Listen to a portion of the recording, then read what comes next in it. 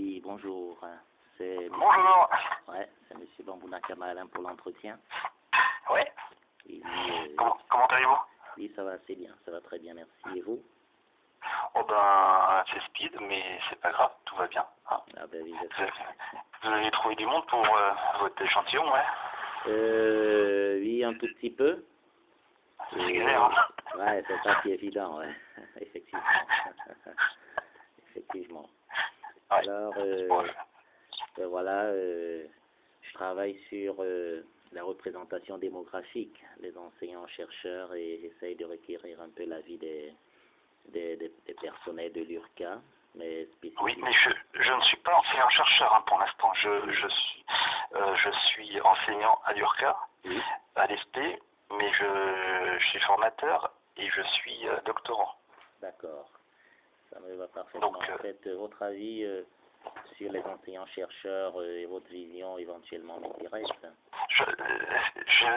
Ça coupe souvent, je vous entends pas bien. J'ai dit votre avis sur les enseignants-chercheurs, votre opinion sur ce corps de métier, et éventuellement, mais tout d'abord sur le vôtre, m'intéresse. D'accord. Donc, voilà, notre entretien va porter sur 4 thèmes principalement. Nous allons commencer par la question de départ sera naturellement de vous présenter. Oui. Donc, votre âge. J'ai 48 ans. Oui. Vous avez 48 ans. Vous enseignez quelle discipline? Alors, je suis, à la base, je suis professeur d'éducation musicale en collège. Oui, professeur d'éducation. J'ai été recruté à l'IUFM à l'époque, il y a 10 ans. Oui. Et donc, je suis actuellement à mi-temps formateur à l'ESP et donc également prof d'éducation musicale en collège. D'accord. Et on a oublié le nom avant de donner l'âge. Mon nom, alors Philippe Enzen, H-E-N-T-Z-E-N. Philippe? Vous avez dit Philippe? Enzen, H-E-N-T-Z-E-N. Oui. Philippe. Très bien. Alors, depuis combien d'années, vous dites, avez fréquenté l'IUFM, l'ESP, ben, ça fait 10 ans que je suis à l'IUFM, enfin SP, quoi. Vous avez dit 10 ans? Oui, 10 ans. 10 ans d'enseignement. Et l'enseignement dans le secondaire, ça fait 26-27 ans. Dans le secondaire, 27 ans. Au choix, à la louche, on va dire ça. Ah oui. Donc, alors, comment est-ce que vous travaillez? Comment est-ce que vous dispensez vos enseignements? Vous enseignez la musique, vous m'avez dit. Oui, tout à fait. Oui. Et comment se passent vos séances de formation en fonction des niveaux à l'ESP? Vous parlez de l'ESP, à l'ESP? Oui, à l'URCA en général, oui. Donc, j'ai des premières et deuxième années de master. Et bien, il y a, entre guillemets, toujours très peu d'heures par rapport à tout ce qu'on a à leur donner, à leur dire. Oui. Donc, les séances d'éducation musicale, c'est surtout c'est des choses concrètes pour eux. Oui. Déjà une remise à niveau un petit peu scientifique et surtout pédagogique et didactique. Ok. Une remise à niveau scientifique, dans quel sens?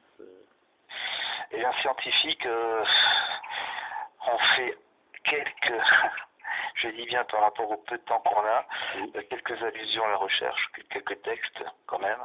Oui. Mais après ça ira très très vite, c'est surtout vraiment dans le but qu'il soit professionnel. Ensuite on a quand même un essai préparation au concours, donc là j'en ai beaucoup aussi. Donc dans ces cas-là, il y a dans le dossier du CRPE, du concours, il y a une première partie scientifique. Donc là on va être un peu plus quand même où ils sont le plus à l'aise puisque c'est un dossier qui vont soutenir face à un jury. Oui. Donc, je ne sais pas si vous connaissez, donc le but du dossier, c'est d'avoir une discussion d'1 heure avec le jury.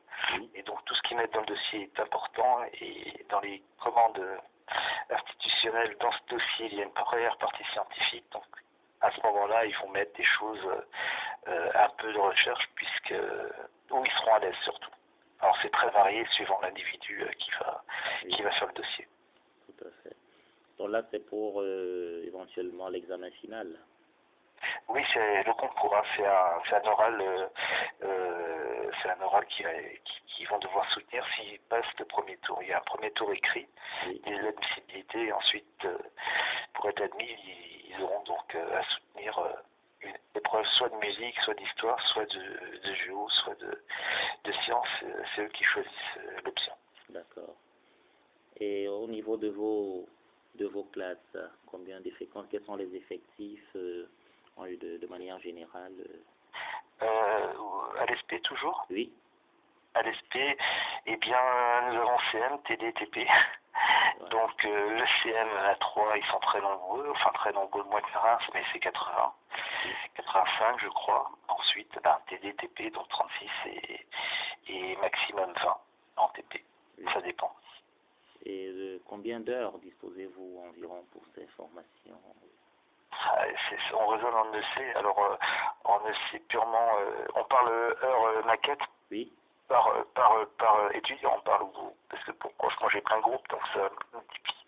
Donc on parle par élève, par étudiant. Oui. À la louche. À la louche. À la louche, très peu, donc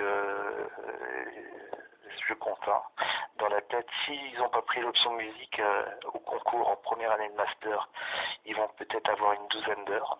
Oui. En une douzaine, hein, je peux me tromper à 2 heures près. Et en M2, ça va être à peu près la même chose. D'accord. Et estimez-vous un peu moins même. Ouais. Un peu moins même. Un peu moins.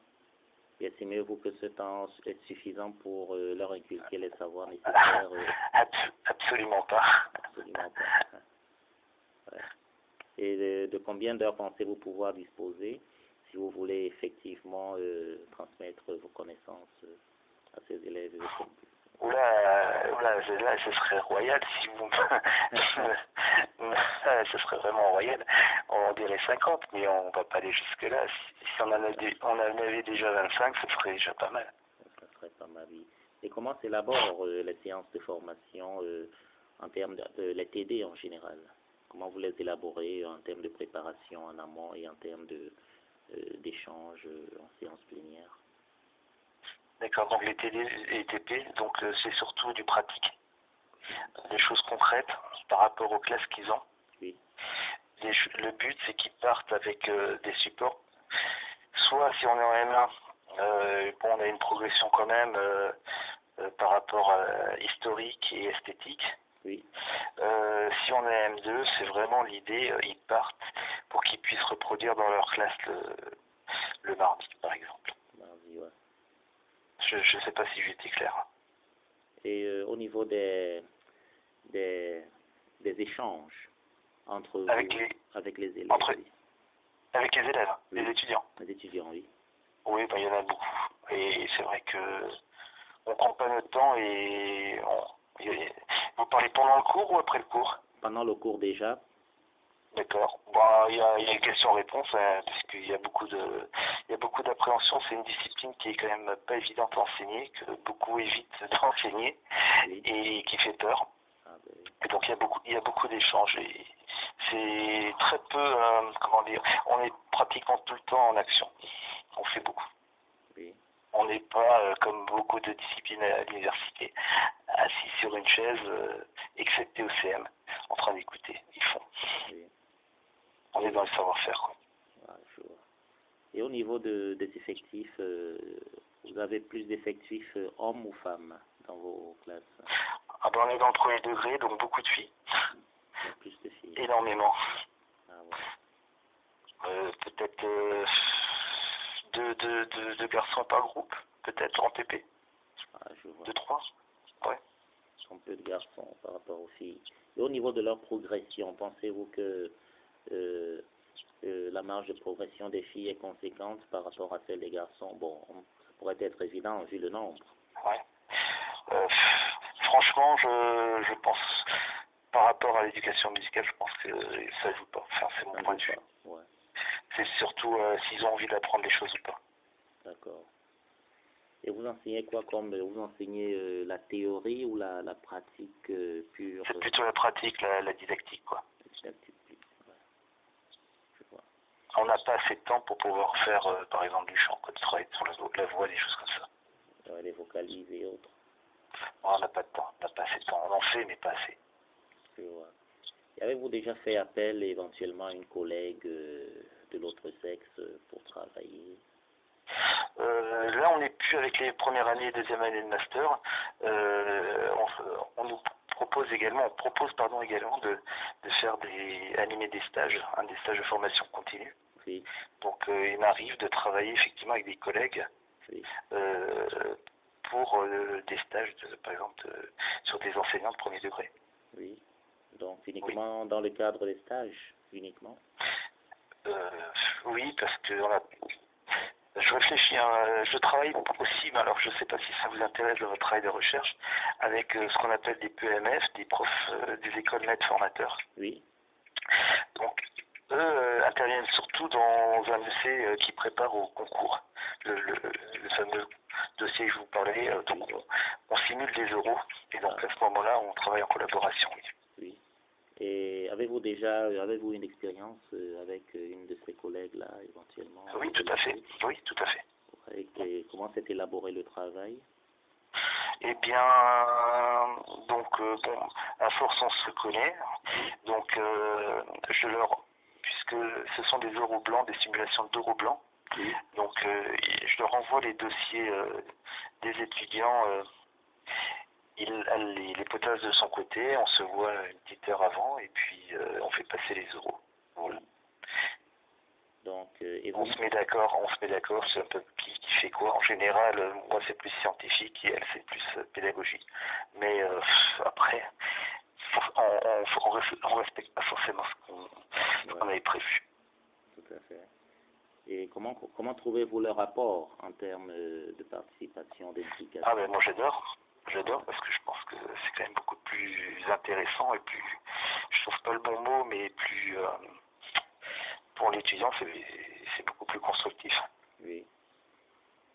Et ça change du regard. Et si vous travaillez avec un autre homme, est-ce que vous pensez qu'il y aura une différence particulière ou alors l'approche Non, je pense pas. Là, il est vrai que dans le monde de l'éducation nationale, on a beaucoup de femmes. Oui. Je pense, puisque a priori si vous travaillez sur le genre, donc oui. peut-être j'ai fait un stage de formation continue avec un enseignant-chercheur, un homme. Et donc également c'est un plaisir de travailler avec lui aussi. Hein. Mais je pense qu'on est davantage par affinité que homme-femme, c'est mon point de vue. Mais je me trompe peut-être. D'accord. De façon spécifique, quelles ressources avez-vous mobilisées lors de cette activité-là, en l'occurrence? Avez-vous mobilisé comme ressources Je réfléchis, parce que là, vous me prenez au dépourvu. Éventuellement, oui. J'ai pas entendu, pardon? J'ai dit ressources didactiques ou pédagogiques. Bon, il est vrai que on regarde toujours les aspects scientifiques, on regarde bien entendu les programmes, on regarde un petit peu les encyclopédies puisque il y a quand même du scientifique derrière. On regarde un peu la recherche, si on relit les textes, si certains textes, tout dépend des dossiers, quoi. Oui. Et avec un peu de recul, comment s'il y avait des choses à améliorer ou à changer, sur quoi pourriez-vous éventuellement, quel point pourriez-vous toucher, quoi, si vous deviez éventuellement mobiliser par rapport à un travail en collaboration avec des collègues, c'est ça? Oui. D'avoir davantage de temps pour préparer l'intervention. Ça, c'est fondamental et on n'a jamais assez de temps. L'idéal serait également faire une évaluation diagnostique du groupe avant qu'on l'ait, pour pouvoir prévoir exactement et d'être efficace à 200%. Mais c'est toujours un problème de temps qu'on a, puisque souvent les formations arrivent comment dire, rapidement, et on est prévenu peut-être 2-3 semaines avant, donc c'est jamais sûr que les formations aient lieu, donc c'est toujours compliqué à mettre en place, quoi. Oui. Donc c'est vraiment un problème de temps, je trouve. Ah, ouais. Et au niveau de l'approche pédagogique, Oui. L'idéal, comme je vous dis, hein, c'est faire une évaluation diagnostique du groupe pour savoir les besoins, mais on le fait rarement. oui.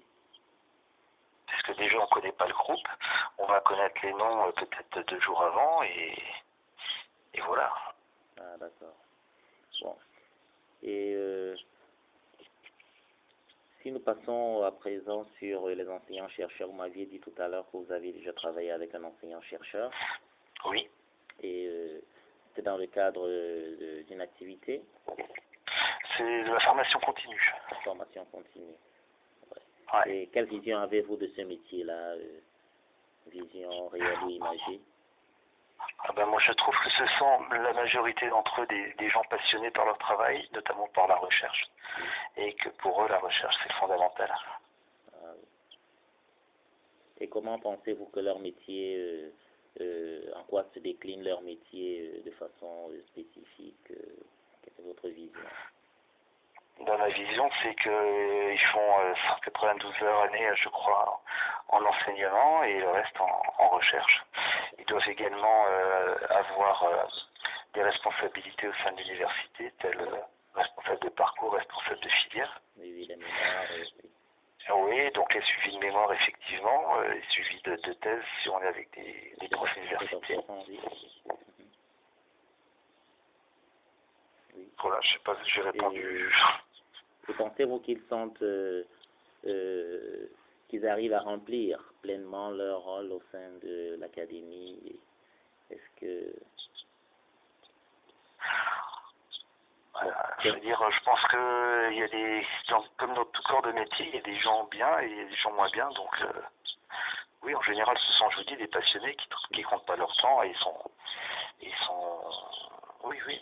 Pour moi, un enseignant-chercheur, c'est quelqu'un de passionné qui s'implique dans son travail. Oui. Et prenons par exemple votre directeur de thèse. Était-ce un homme ou une femme? C'est un homme. Un homme. Et quelle image avez-vous de ce dernier? Ah ben, on est anonyme, hein, on est bien d'accord. Oui, c'est anonyme. Je dois vous le rappeler. J'ai cru vous l'avoir dit au départ. En réalité, mais pour moi, oui, ce travail. Oui, non, mais ça, de toute façon, j'assume. Je le vénère presque comme un dieu. Non, c'est quelqu'un d'extraordinaire. Oui. Voilà.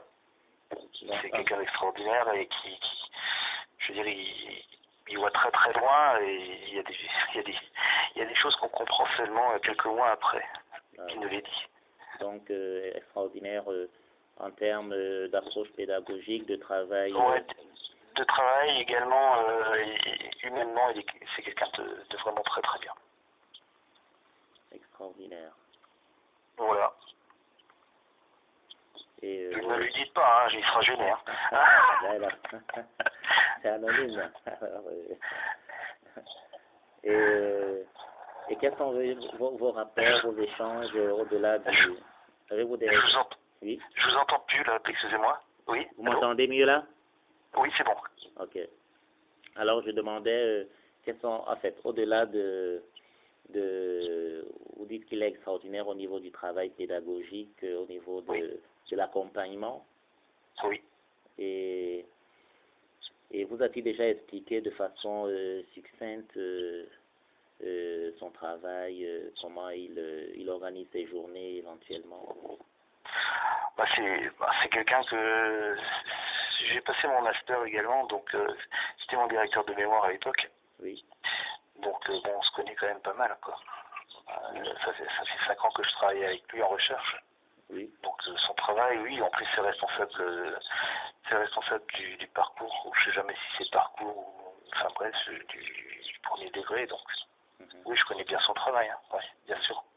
Et quelles pourraient être vos attentes vis-à-vis de leur rôle dans l'accompagnement? Est-ce que ça peut être amélioré? C'est vrai que quand on est déjà dans le superlatif, je suppose qu'on peut encore évoluer. Moi, franchement, j'ai rien demi-heure à dire. Hein. Je vous dis, je lui envoie 60 pages dans sa boîte mail le lendemain et il me la renvoie à noter, quoi. Non, pour moi, tout va bien de ce côté-là. J'ai rien à dire. D'accord. Désolé. Et au niveau de la représentativité de ces derniers, pensez-vous qu'il La représentativité, j'ai pas entendu. Au niveau de la représentativité Oui. de ces derniers, des enseignants-chercheurs en termes d'effectifs, pensez-vous que les femmes sont aussi bien loties que les hommes en termes de représentativité? Oui, en représentativité. Oui. En termes de nombre d'effectifs. Oui, je comprends bien. Je pense qu'il y a quand même beaucoup plus d'hommes que je pense qu'il y a plus d'hommes en tant qu'enseignant-chercheur que dans le secondaire. Tout à fait. Je sais pas si je suis clair. Voilà. Oui. C'est plus mixte. On a plus de mixité dans l'université, je trouve, que dans le monde du secondaire. Oui. Et pensez-vous qu'ils arrivent à transmettre leur savoir ou alors le résultat de leurs recherches de façon efficiente et de façon efficace? Je pense que la transmission est bien différente. On est davantage sur des connaissances que des savoir-faire. Oui. Je pense que pour eux, la recherche, vu que c'est une passion, ça se transmettra beaucoup plus facilement qu'un cours lambda, quoi. Oui. Il y aura beaucoup plus, ouais, je pense. Je sais pas si vous avez compris ce que j'ai voulu dire. Ok. Y avez-vous participé tout récemment ou avant à une activité? Allô, vous m'entendez? Pas bien, là oui. Allez-y. Oui. Alors je disais, avez-vous déjà participé ou participez-vous actuellement à un projet européen ou autre? Non. Non, pas pour le moment. Y avez-vous déjà participé à un projet, vous m'aviez parlé d'une activité dans le terme en rapport avec les stages. Y a-t-il eu, vous n'avez jamais participé à un projet international éventuellement, non? Non. Et lorsque vous travaillez avec une collègue de l'autre sexe, qu'est-ce qui vous motive, en l'occurrence, lorsque vous échangez avec le projet? Le projet. Oui. Et si vous deviez remettre ce projet avec ce dernier, qu'est-ce qui peut être votre motivation de retravailler avec cette dernière? Eh bien, tout simplement, si ça a été bénéfique, si j'ai pris plaisir à travailler, avant tout, si j'ai pris plaisir à travailler avec elle. Oui. Et en termes d'affinité, ça peut être un facteur pour, si jamais... Je pense qu'effectivement, il faut avoir les mêmes affinités, autrement, on n'aura pas envie forcément de travailler avec la personne. Hein. Personnellement, pour l'instant, j'ai la chance de travailler qu'avec des personnes que j'apprécie. Alors, pensez-vous que la communication est importante quant à la transmission des savoirs et comment percevez-vous? Oui, aussi. Oui. Et comment peut-on communiquer pour éventuellement transmettre nos savoirs? Quelles approches? J'entre encore dans la technique pédagogique, là, je pense.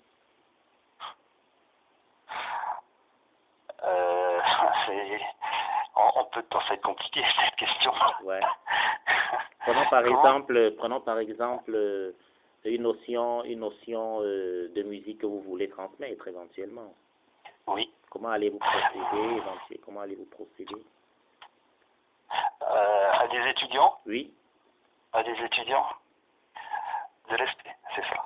Ok. Ouais. Donc je pense que on va faire surtout du savoir-faire. On va le faire. Oui. On va le faire. Ouais. On va pas trop viser la connaissance, on l'aura à un moment. Oui. Mais si on vraiment travaille sur la compétence, on va le faire. Oui. Et quelle sera l'approche? L'approche didactique, on sera en action. En action. Voilà. Parmi les pistes, je pense au début. Oui. Où je leur donnerai une tâche à faire, oui. à résoudre. Une tâche à résoudre. Ils se débrouillent et ensuite on régule. D'accord. Et Très peu, en fin de compte, sauf si on est en CM, bien entendu, très peu de, comment dire, je trouve plus le mot, excusez-moi, je fais, ils font quoi, enfin, ouais. Bref, vous m'avez compris, très peu transmissif, enfin, voilà. Tout à fait. Et quelle est votre vision du rapport de force dans votre domaine entre hommes et femmes? Je sais que dans mon domaine, il y a beaucoup plus de femmes que d'hommes. Oui. Maintenant, pour moi, je me suis jamais posé la question. Donc, étant donné qu'il y a plus de femmes, est-ce qu'il n'y aurait pas un moyen, éventuellement, ne devrait-on pas mettre en place des politiques pour essayer d'équilibrer un tout petit peu ce facteur? Non, je ne me suis pas posé la question, non, par habitude, effectivement, dans le secondaire, il y a énormément de femmes. Oui. Je ne me suis pas posé la question. Non, joker là, sur cette question. Je ne sais pas quoi vous dire. Donc, au niveau et l'académie, pensez-vous que l'académie fait assez pour équilibrer les marges éventuellement au niveau de la représentativité, vu que certaines femmes sont sous-représentées dans certaines filières? On parle pas de ça. Je n'ai pas l'impression qu'on en parle, surtout sur les préparations concours. Oui. Et lorsque vous sélectionnez lorsque par exemple vous accompagnez vos élèves, est-ce que vous accompagnez pareillement vos élèves hommes comme femmes? Bien sûr, oui. Oui. Pareillement. Et voilà. Et de façon générale, comment percevez-vous donc l'enseignement? Je pense qu'il faut que ce soit une passion. Il faut qu'on, ouais, moi je le vois comme ça. Oui. Et il faut avoir envie de transmettre, avoir plaisir à transmettre. Avoir du plaisir. Aimez-vous le contact humain? Oui, je pense. Je pense, oui. Avec tous les publics? Oui. Vous m'aviez dit que vous travaillez avec les étudiants de l'ESP et également dans le secondaire, c'est ça? Oui, tout à fait. Et comment procédez-vous dans le secondaire? Là, les gamins sont toujours pour apprendre, pour l'apprentissage. Oui. Toujours dans l'action. Toujours dans l'action. C'est la même approche? Alors c'est carrément que du savoir-faire. Très peu de connaissances. Oui. Et ici, là, à l'ESP, il y aura plus de connaissances quand même. Oui. Et ces derniers se sentent-ils à l'aise avec votre façon de travailler? Je pense que ça se passe bien puisque j'ai pas l'impression d'avoir les heures en classe. Oui. Et comment arrivez-vous à percevoir cela? Avec le rapport qu'on a avec les élèves qui viennent vous voir après le cours, qui discutent. Bon, moi personnellement, je suis prof d'éducation musicale, donc j'ai une chorale au collège, énormément. Je suis 200 élèves à la chorale, donc s'ils viennent me voir en plus de leurs heures de cours, ils sont pas obligés de venir. Je me dis que ça se passe bien, quoi. Et 200 élèves dans une chorale? Oui. Oui. Et ça se passe comment? Eh bien, nous répétons tous les lundis et mardis. Et j'ai 2 groupes de 100. Et donc là, on a un concert dans 15 jours, dans un grand théâtre à Troyes. Oui. Et comment s'élabore le travail avec ce groupe, cette chorale? Eh bien, une répète hebdomadaire par groupe. Oui. Donc j'en ai 2. Plus là, en ce moment, bien, je propose des répétitions supplémentaires certains soirs. Et ils viennent ou ils viennent pas. Et a priori, puisque ce sont des mineurs, il faut des autorisations parentales.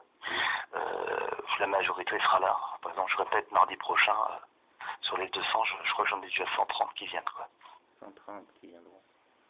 A priori, je pense qu'il y en aura un peu plus. Et il y a plus de femmes ou plus d'hommes? Il y a beaucoup de filles. Beaucoup de filles. Oui. On est avec des ados de 10 à 14, 15 ans. 10, 15 ans. 10, 15 ans. Et vous sentez que... En fait, comment... j'aimerais juste que vous me relatiez un peu une séance de chorale, par exemple. D'accord. Vous donnez un thème ou Eh bien, sur la première séance, là, on leur présente le projet, parce que pour moi, il faut qu'il y ait un projet, c'est-à-dire un concert, un spectacle. Oui. Donc, ils le savent. Donc, bon, ça fait 25 ans que je fais ça, et ils savent qu'on est dans une grande salle où il y a 1000 personnes qui vont venir. Oui. Et donc, je leur donne le répertoire que j'ai choisi, qu'ils m'ont proposé l'année, vers le mois de juin, l'année d'avant. Oui. Et donc, à chaque séance, on apprend 2-3 titres ou des bouts de titres avec une strophe, un refrain, etc. Oui. Et quand je sens qu'ils ont un peu marre d'un titre, on passe au titre suivant. Et donc le répertoire se crée au fur et à mesure par toujours imitation. Je chante une phrase, il la répète et il la mémorise. D'accord. Donc ça travaille la mnémonie là, travaillé par... Oui, par mimétisme toujours. Par mimétisme, d'accord. Et qu'est-ce que j'allais dire? J'allais juste savoir, lorsque vous avez dit, vous m'aviez dit tout à l'heure que lorsqu'ils ont marre d'un titre, vous passez à l'autre. Oui, oui, tout à fait. Lorsque vous passez à l'autre, ont-ils déjà assimilé le titre dont ils ont marre, ou alors vous passez à l'autre pour revenir dessus? Ouais, tout à fait. C'est plutôt l'idée. Parce que je pense, c'est mon point de vue, quand on y va, quand on répète 20, 30 fois, 40 fois la même chose, oui. Il y a une lassitude. Je pense que l'apprentissage ne suit plus derrière. Donc, eh bien, c'est pas grave, on passe au titre suivant et on reverra ça la semaine d'après. Tout à fait, le temps de laisser à la mémoire. Voilà, de mijoter dans la marmite, on va dire. Tout à fait, ouais. Et quel titre travaillez-vous actuellement? Quel est le titre que vous travaillez, vous développez actuellement Là, à la chorale? Dans votre projet. Vous parlez de mes choristes ou autre chose? Du projet actuel, oui, avec la chorale. Eh bien, pour tout vous dire, ce matin, je vais répéter avec mes musiciens, puisqu'il y aura un groupe rock professionnel qui joue. Donc, ce matin, je vais répéter avec eux tous les titres. Tous les titres. Pouvez-vous me citer un titre éventuellement? Eh bien, par exemple, allez, tiens, tout de suite, boum, Avant toi de Calogero. Calogero. Et là, vous travaillez seul avec eux? Avec le groupe? Oui, le groupe rock? Oui, parce que j'ai pas de gamin, parce que il faut que quand le groupe rock verra les choristes, il faudra que le groupe ça tourne, quoi. On ne peut pas se permettre de perdre du temps. Tout à fait. Et comment se passera l'organisation de cet événement? Est-ce que vous avez une organisation particulière avec Ouais, c'est très lourd, oui, tout est prévu, donc c'est quelque chose de très lourd, oui. Enfin, je dois tout vous dire, ça va être long. Non, vous pouvez essayer. Eh bien, la veille, nous répétons au collège, le groupe rock sera là, donc nous allons faire une première générale. Le lendemain matin, donc nous serons avec un petit groupe, parce que j'ai de la danse, j'ai du théâtre, j'ai des solistes. Donc uniquement ces élèves-là, il y en aura une quarantaine. Nous allons faire des balances son, c'est-à-dire régler les micros, parce que j'ai un ingénieur son qui sera là. Nous allons prendre l'espace pour les comédiens, les danseuses. Et l'après-midi, j'ai 3 bus qui arrivent, et donc il y aura tout le chœur qui sera en place. Et donc répétition générale, balance avant, et des concerts dans la foulée à 20h30. D'accord. Je vois.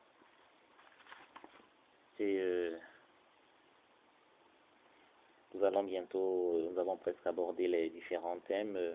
Ce que j'aimerais savoir à présent, c'est votre vision par rapport au genre en général, entre les enseignants-chercheurs. Quelle est votre vision du genre? Pour moi, il n'y a pas de différence entre les femmes, voilà. Il n'y a pas de différence. Sur les enseignants-chercheurs. Et qu'est-ce qui devrait prévaloir au niveau de leur représentativité? J'ai pas compris, pardon. Qu'est-ce qui devrait prévaloir au niveau de leur représentativité? La compétence ou le nombre de publications ou Pour moi? Oui. Pour moi? Oui. Ouais, je trouve que c'est la notoriété par rapport à la recherche, et notamment, oui, les publications. Donc en termes de publications, comme c'est le cas actuellement? Ouais, les publications et le nombre de... S'ils sont en PU, s'ils ont une HDR, oui. Ça joue si par rapport à on est bien d'accord sur la... Enfin, Ouais, c'est un peu ça quand même. D'accord. Oui. D'accord.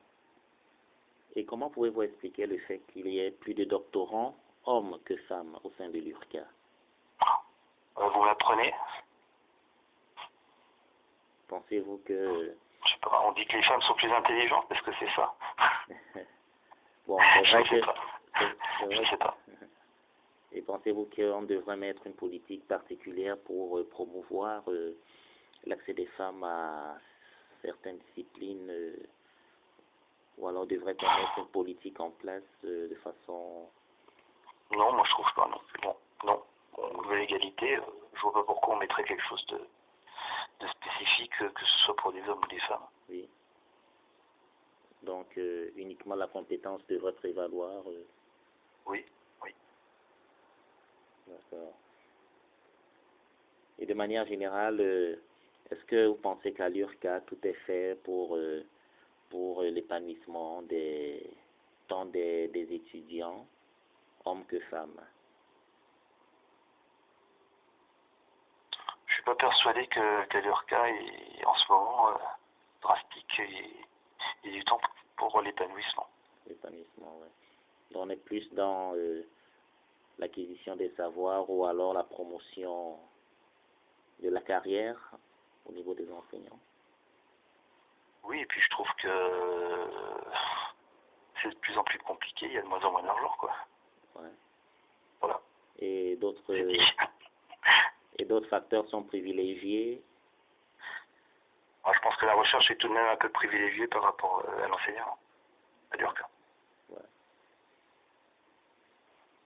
Donc, nous sommes presque au terme de notre échange. On a bouclé les 4 points. J'ai essayé de comprendre. Avez-vous éventuellement quelque chose que vous aimeriez ajouter que nous n'avons pas abordé? Non, écoutez, j'espère que ça a pu vous aider. Non, mais vous m'avez beaucoup aidé, justement. Je trouve que j'ai pu aborder quelques thèmes et j'ai pu découvrir votre domaine. Ouais. Et donc vous avez combien d'échantillons? Il y en a combien là? Pour le moment, je suis à 2. Ah oui. Ça va évoluer, j'espère bien. Ah, et la syrah, vous en demandez combien là? 10. Ah ouais, bon. Donc d'ici là, je sais que j'aurai l'effectif. Ouais, ben, je vous le souhaite parce que c'est quand même une galère. Hein. Moi, je sais qu'en thèse, j'ai du mal. Oui. Moi, je filme dans la classe et je suis 25 refus. Hein. Ah, je vois. Ouais. On va s'encourager mutuellement alors. Exactement. Moi j'en ai eu 3, c'est bon, j'ai mes 3, c'est filmé, donc moi la méthode est presque bouclée, donc bon, je vous souhaite du bon courage. D'accord. Allez, merci des encouragements et bon courage pour le concert aussi. Ouais, c'est sympa, hein. Et puis bon, vous avez mon numéro, si vous avez foiré l'enregistrement, on refera, c'est pas de problème. D'accord. Merci beaucoup et bon après-midi et bon week-end. Merci bien, au revoir, bon courage. Au revoir, merci encore.